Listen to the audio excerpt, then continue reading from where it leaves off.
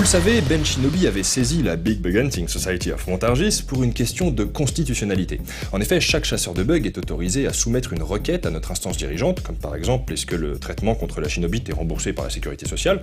Pour ça, il suffit d'envoyer un mail ou sur papier libre, enfin bon, bref, la réponse officielle vient de tomber, je vous la lis parce que je sais que ça vous intéresse. Cher monsieur Shinobi, après avoir longuement étudié votre proposition, la commission olympique accède à votre requête et ajoute le saut glitché à la liste des disciplines officielles des Olympiades du bug. Ce à quoi Ben Shinobi aurait répondu, c'est un petit pas pour moi, mais c'est un putain de gros bond pour tous ceux qui aiment sauter. Voilà. Évidemment, une enquête est ouverte pour propos à caractère grivois. Donkey Kong est un des premiers grands succès vidéoludiques. Et pour cause, c'est un des premiers jeux où le héros meurt à la fin. Attendez, j'ai spoilé là. Ah merde. Bon bah désolé.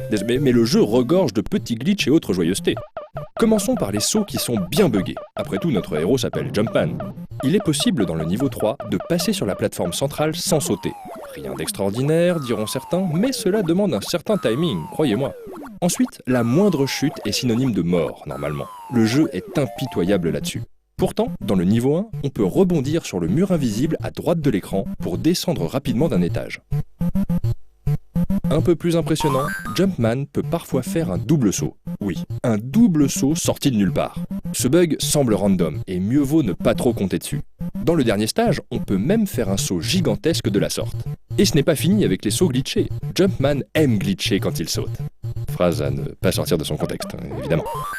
Une des méthodes de scoring consiste à sauter par-dessus les ennemis. Plus vous sautez, plus vous aurez de points.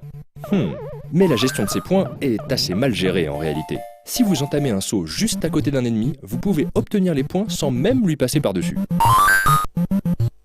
On peut ainsi abuser de ce petit défaut à certains endroits pour se gaver de points. Notez que le bug est toujours présent dans la suite du jeu Donkey Kong Jr., sorti l'année suivante sur le même hardware. Mais vous voulez savoir ce qui est le plus fou dans l'histoire? C'est que ce bug est applicable sur Donkey Kong lui-même. No comment. A l'inverse, le jeu ne vous donne parfois aucun point quand vous passez au-dessus d'un ennemi. C'est plutôt rare, mais bien frustrant. Et voici enfin le saut le plus buggé du jeu.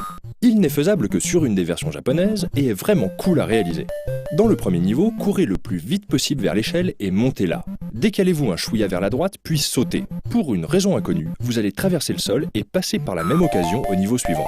Vous ne perdez pas de vie et gagnez un joli pactole de points avec le bonus time quasiment au maximum.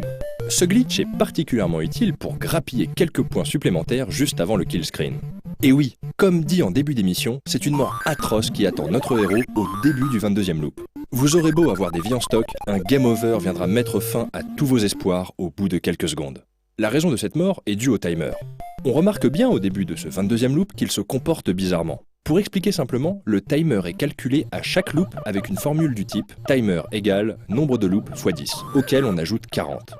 Une vérification a bien été mise pour que le nombre formé par les milliers et les centaines ne dépasse jamais 80, ce qui explique pourquoi le timer est bloqué à 8000. Mais malheureusement, aucune vérification n'est faite, même pas par Bertrand Renard, pour vérifier que le résultat de l'opération ne dépasse pas la limite d'un octet, soit 255. Et c'est bien sûr ce qui arrive au 22e loop. 22 x 10 plus 40 égale 260. Le timer est en réalité de 400. Dommage, Jumpman. Merci d'avoir joué.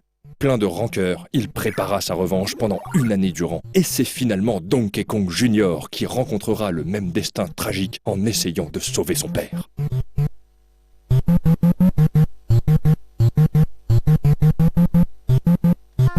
Voilà, vous l'aurez compris, cette fois c'est bien le timer qui est atteint de Shinobite, incapable de dépasser 255. Problème auquel la Big Bug Hunting Society of Montargis répond. Cher Slim, après avoir attentivement étudié votre requête, la commission rejette votre proposition. Le traitement contre la Shinobite ne sera pas remboursé par la sécurité sociale.